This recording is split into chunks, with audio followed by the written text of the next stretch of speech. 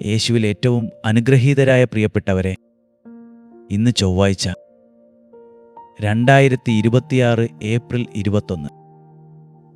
ഇന്നത്തെ ഈ പ്രാർത്ഥനയിലേക്ക് വരുമ്പോൾ ചിലരുടെ കയ്യിൽ ഇപ്പോഴും ഒരു പഴയ ഫയൽ ഉണ്ടാകും.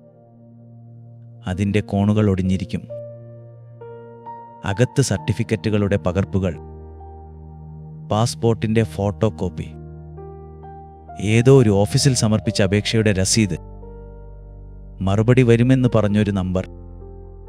പല ദിവസമായി ആ ഫോൺ ശബ്ദിച്ചിട്ടില്ല. അടുക്കളയിൽ പാത്രങ്ങളുടെ ശബ്ദം കേൾക്കുമ്പോഴും മനസ്സ് വേറെ എവിടെയോ പോകുന്നു. വീട്ടുവാടകയുടെ തീയതി അടുത്തു വരുന്നു. മരുന്ന് വാങ്ങാനുള്ള പട്ടിക മേശപ്പുറത്ത് കിടക്കുന്നു. പുറത്തു എല്ലാം സാധാരണ പോലെ തന്നെയാണെങ്കിലും ഉള്ളിൽ ഒരേയൊരു ചോദ്യം മാത്രം: കർത്താവേ, എനിക്കായി ഒരു വാതിൽ എപ്പോഴാണ് തുറക്കുക? പ്രിയമുള്ളവരെ, ഉയിർപ്പിൻ്റെ ഈ കാലയളവിൽ നമ്മൾ നടത്തുന്ന പ്രാർത്ഥനയാത്രയിലെ മറ്റൊരു അത്യാവശ്യ ദിവസമാണ് ഇന്ന്. ഇന്നലെ വരെ കല്ലറയുടെ കല്ല് നോക്കി നിന്ന ഹൃദയങ്ങൾക്കും ഇന്ന് ഉയിർത്തെഴുന്നേറ്റ യേശു ഒരു പുതുവഴി കാണിക്കാമെന്ന പ്രത്യാശയോടെ നാം വീണ്ടും കൂടിച്ചേരുകയാണ്. ഇന്ന് ഞാൻ പ്രത്യേകമായി പ്രാർത്ഥിക്കാൻ ആഗ്രഹിക്കുന്നത് ഏറെ നാളായി ജോലിക്കായി കാത്തിരിക്കുന്നവർക്ക് വേണ്ടി. വീണ്ടും വീണ്ടും അപേക്ഷ അയച്ചിട്ടും മറുപടി കിട്ടാത്തവർ, അഭിമുഖത്തിന് പോയിട്ടും കാൾ ചെയ്യും എന്ന് പറഞ്ഞു മൗനം പാലിച്ചവരുടെ ഇടയിൽ കുടുങ്ങിപ്പോയവർ, ജോലി കിട്ടിയാൽ വീട്ടിലെ കടം ഒന്ന് ചെറുതാവുമായിരുന്നു എന്നു ചിന്തിക്കുന്നവർ, ഒരു വിസ, ഒരു വർക്ക് പെർമിറ്റ്, ഒരു കോൾ ലെറ്റർ, ഒരു ജോയിനിങ് മെസ്സേജ്, ഇവയിൽ ഒന്നെങ്കിലും വന്നാൽ ജീവിതം ഒന്ന് മുന്നോട്ട് നീങ്ങുമായിരുന്നു എന്ന് കരഞ്ഞു പ്രാർത്ഥിക്കുന്നവർ. ഇന്നത്തെ പ്രാർത്ഥനയുടെ ഹൃദയം അതാണ്. അടഞ്ഞുപോയതുപോലെ തോന്നുന്ന വാതിലുകൾക്ക് മുമ്പിൽ നിൽക്കുന്ന ആത്മാക്കൾക്കുള്ള പ്രാർത്ഥന. നിങ്ങളിൽ ചിലർക്ക് ഇത് ജോലിയുടെ കാര്യമായി മാത്രമില്ല. ജോലിയില്ലാത്തതിനാൽ വിവാഹം താമസിക്കുന്നു. ജോലിയില്ലാത്തതിനാൽ വീട്ടിലെ സംസാരശൈലി പോലും മാറി. ജോലിയില്ലാത്തതിനാൽ നല്ല പഠനം കഴിഞ്ഞിട്ടും താഴോട്ട് നോക്കി നടക്കേണ്ടി വരുന്നു. ചിലർക്കു അപ്പൻ്റെ മരുന്നിനും അമ്മയുടെ ചെലവിനും പണമില്ല. ചിലർക്ക് വിദേശത്ത് പോകാനുള്ള ഫയൽ മാസങ്ങളായി കുടുങ്ങിയിരിക്കുന്നു. ചിലർക്ക് പകുതി പണി കഴിച്ച വീടിൻ്റെ മേൽക്കൂര നോക്കുമ്പോൾ തന്നെ നെഞ്ചു നിറയുന്നു. ചിലർക്ക് ബാങ്ക് വായ്പയുടെ സന്ദേശം രാവിലെ എഴുന്നേറ്റതും കണ്ണിൽ പതിക്കുന്നു. പക്ഷേ ഇന്ന് നമ്മുടെ കണ്ണുകൾ ഈ മുറിവുകളിൽ മാത്രം നിൽക്കില്ല. ഉയിർത്തെഴുന്നേറ്റ യേശുവിലേക്കാണ് ഇന്ന് നാം നോക്കുന്നത്. ദൈവവചനം ഇന്ന് നമ്മോട് പറയുന്നത് വെളിപ്പാടിൻ്റെ പുസ്തകം 3-ാം അധ്യായം 8-ാം വാക്യത്തിലാണ്: നിന്റെ മുമ്പിൽ ഞാൻ തുറന്നൊരു വാതിൽ വെച്ചിരിക്കുന്നു, അത് ആരും അടയ്ക്കുകയില്ല. ഈ ഒരു വാക്യം ഇന്ന് ചിലരുടെ ജീവൻ പിടിച്ചു നിർത്തുന്ന കയർ പോലെ ആയിരിക്കും. കാരണം മനുഷ്യർ അടച്ച വാതിലുകൾക്കുമപ്പുറം ദൈവം തുറക്കുന്ന വാതിലുകളുണ്ട്. ആളുകൾ മറന്ന അപേക്ഷകൾക്കുമപ്പുറം ദൈവം ഓർക്കുന്ന കരച്ചിലുകളുണ്ട്. നിനക്കായി ആരും സംസാരിക്കുന്നില്ലെന്ന് തോന്നുന്നിടത്തും നിന്റെ കാര്യം സ്വർഗം നിശബ്ദമായി കൈകാര്യം ചെയ്യുന്ന നിമിഷങ്ങളുണ്ട്. എന്നാൽ പ്രിയപ്പെട്ടവരെ, ഈ വചനത്തെ ഞാനൊരു വാഗ്ദാന ശ്ലോകനായി പറയുന്നില്ല. നാളെ രാവിലെ തന്നെ എല്ലാം മാറും എന്നു ഞാൻ പറയുന്നില്ല. ദൈവത്തെ ഒരു ഇടപാടായി ഞാൻ നിങ്ങളോട് പരിചയപ്പെടുത്തുന്നില്ല. പക്ഷേ ഇത് ഞാൻ മുഴുവൻ വിശ്വാസത്തോടെയാണ് പറയുന്നത്. നിന്റെ കാത്തിരിപ്പ് വെറുതെയല്ല. ദൈവം തുറക്കുന്ന വാതിൽ മനുഷ്യൻ തുറക്കുന്ന ഒരു അവസരത്തേക്കാൾ ആഴമുള്ളതാണ്.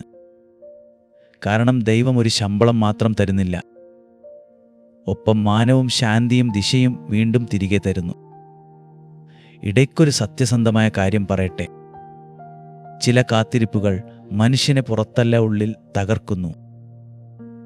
എന്നെക്കാൾ കുറച്ച് പഠിച്ച ആളുകൾ പോയി മുന്നിലെത്തി എന്ന ചിന്ത, എൻ്റെ വയസ്സിങ്ങനെ പോകുന്നു എന്ന ഭയം, വീട്ടുകാർക്കും ഇനി എന്നെക്കുറിച്ച് പ്രതീക്ഷയില്ല എന്ന വേദന, ഞാൻ ഒന്നിനും പറ്റാത്തവനാണോ എന്ന കുത്ത്, ഈ ചോദ്യങ്ങൾ നിശബ്ദമായി ആത്മാഭിമാനം തിന്നുകളയും. പലർക്കും പരാജയം ഏറ്റവും വേദനാജനകമല്ല. പറഞ്ഞറിയിക്കാനാവാത്ത നാണക്കേടാണ് കൂടുതൽ വേദന. വീട്ടിൽ ആരും ഒന്നും പറയാതിരുന്നാലും ഭക്ഷണ മേശക്കരികിൽ ഇരിക്കുമ്പോൾ തന്നെ ഉള്ളിൽ കുറ്റബോധം നിൽക്കും. അവിടെ തന്നെയാണ് യേശു ഇന്ന് വരുന്നത്.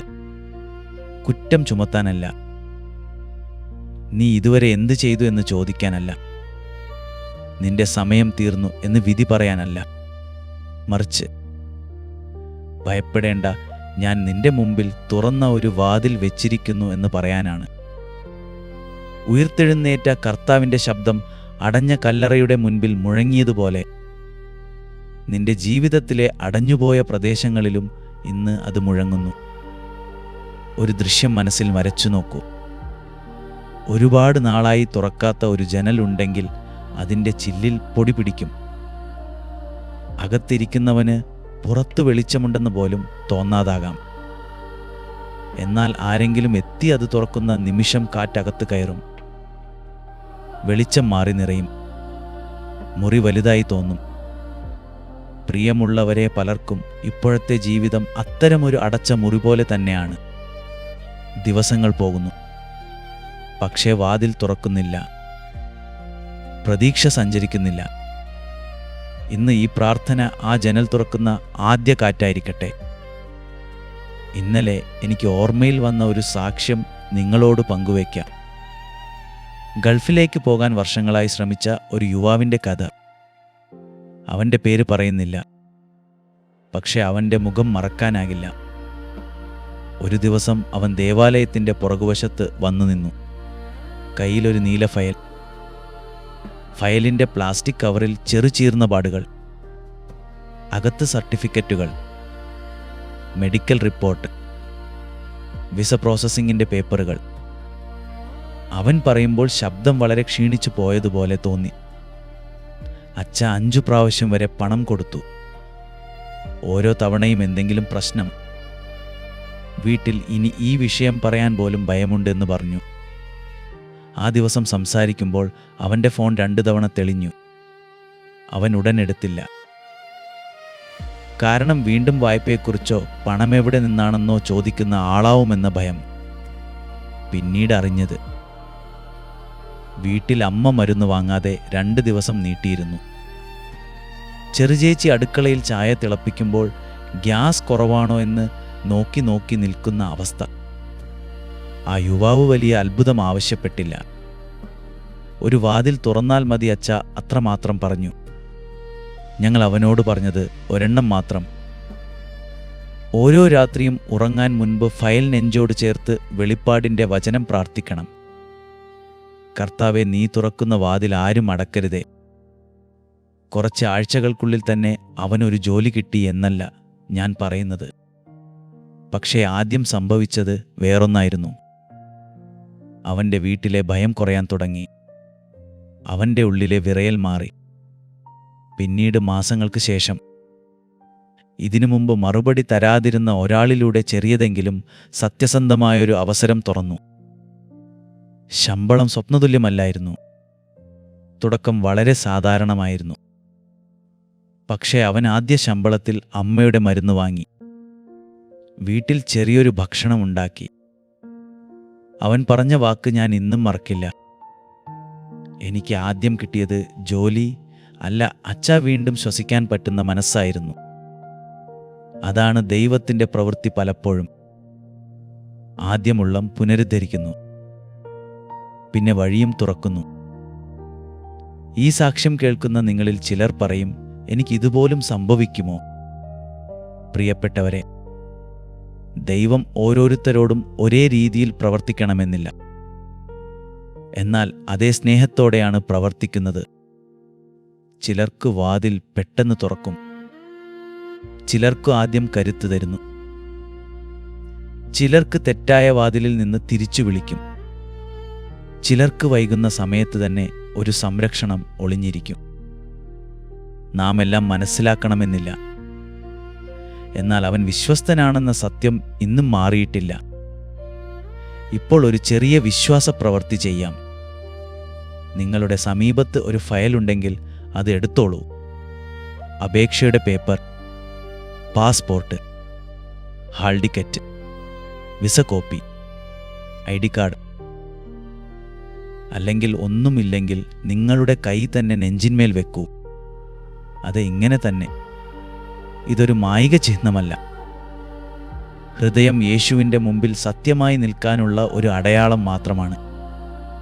നീ പറയാൻ വാക്കുകൾ ഇല്ലാത്തിടത്ത് നിന്റെ കൈ സംസാരിക്കട്ടെ, നിന്റെ രേഖകൾ സംസാരിക്കട്ടെ, നിന്റെ കണ്ണീർ സംസാരിക്കട്ടെ. ഇപ്പോൾ ഹൃദയം നിശബ്ദമാക്കി നമുക്ക് പ്രാർത്ഥിക്കാം.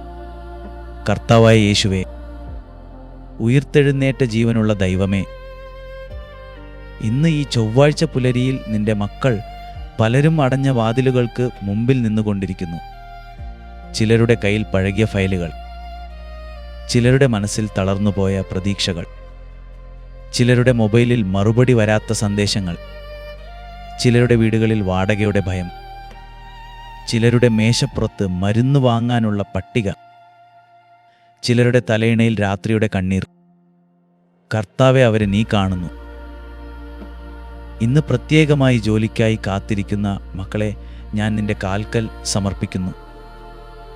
ഒരുപാട് തവണ ശ്രമിച്ച് ക്ഷീണിച്ചവരെ, അഭിമുഖത്തിൽ നല്ലതുപോലെ സംസാരിച്ചിട്ടും തിരിച്ച് വിളിയില്ലാതെ പോയവരെ, വിദേശത്തേക്ക് പോകാൻ രേഖകൾ തയ്യാറാക്കി മാസങ്ങളായി കാത്തിരിക്കുന്നവരെ, വീട്ടിൽ മറ്റുള്ളവരുടെ മുമ്പിൽ ബലമായി നിൽക്കുകയും ഒറ്റക്ക് മുറിയിലേക്ക് പോയാൽ തകർന്നു വീഴുകയും ചെയ്യുന്നവരെ, കർത്താവെ, അവർക്കു നിന്റെ സമാധാനം തരണമേ.